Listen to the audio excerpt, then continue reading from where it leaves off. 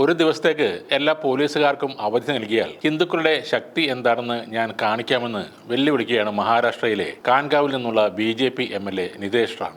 ഇനി ലവ് ജിഹാദ് കേസുകൾ കാണുമ്പോൾ അതിൽ ഉൾപ്പെട്ട ആളുകളെ കണ്ടെത്തി അവരുടെ എല്ല് അടിച്ചൊടിക്കണമെന്നും MLA ഒരു പൊതുയോഗത്തിൽ വെച്ച് പ്രവർത്തകരോട് ആഹ്വാനം ചെയ്യുന്നുണ്ട്. അങ്ങനെ ചെയ്യുന്ന സമയത്ത് തന്നെ വിളിച്ചാൽ മതിയെന്നും അവിടെയുള്ള മറ്റ് പ്രവർത്തകർക്ക് ഒന്നും സംഭവിക്കില്ലെന്നും അവർക്ക് താൻ വേണ്ട സുരക്ഷ ഒരുക്കുമെന്നും നിതീഷ് റാണ ഉറപ്പ് നൽകുകയും ചെയ്തു. മഹാരാഷ്ട്രയിലെ സാൻഗലിൽ നടത്തിയ ഈ വിദ്വേഷ ഭീഷണി പ്രസംഗത്തിന്റെ വീഡിയോ വാർത്താ ഏജൻസികൾ പുറത്തുവിട്ടിട്ടുണ്ട്. അതിന് പിന്നാലെ ഈ വീഡിയോ സമൂഹ മാധ്യമങ്ങളിലും വ്യാപകമായി പ്രചരിച്ചു. എന്നാൽ ഒരു MLA എന്ന നിലയിലല്ല, ഒരു ഹിന്ദു എന്ന നിലയിലാണ് ഇത്തരത്തിൽ സംസാരിച്ചതെന്നായിരുന്നു നിതീഷ് റാണ പിന്നീട് ഇതിന് നൽകിയ വിശദീകരണം. ഒരു MLA അല്ലെങ്കിൽ ഒരു BJP പ്രവർത്തകൻ എന്ന നിലയിലല്ല ഞാൻ സംസാരിച്ചത്, ഒരു ഹിന്ദു എന്ന നിലയിൽ ഹിന്ദുക്കളെ കുറിച്ചാണ് സംസാരിച്ചത്. അതിന്റെ മതപരമായ കടമയാണ്. നമ്മുടെ മതം വലിയ വെല്ലുവിളി നേരിടുകയാണ്. ശത്രുക്കൾ ഹിന്ദു മതത്തിനെതിരെ കല്ലെറിയുന്നത് പോലെ ഞാൻ നമ്മുടെ മതത്തിന് വേണ്ടി നിലകൊള്ളുന്നു, അതിനുവേണ്ടി പോരാടുന്നു എന്നാണ് നിതീഷ് റാണ പറയുന്നത്. അതേസമയം നിതീഷ് റാണയുടെ വിദ്വേഷ പ്രസ്താവനയ്ക്കെതിരെ വിമർശനവുമായി AIMIM നേതാവ് വാരിസ് പത്താൻ രംഗത്തെത്തി. ഇതേ കാര്യം താനാണ് ഇപ്പോൾ പറഞ്ഞിരുന്നെങ്കിൽ താൻ ജയിലിൽ പോയേനെ എന്ന് വാരിസ് പത്താൻ പറയുന്നു.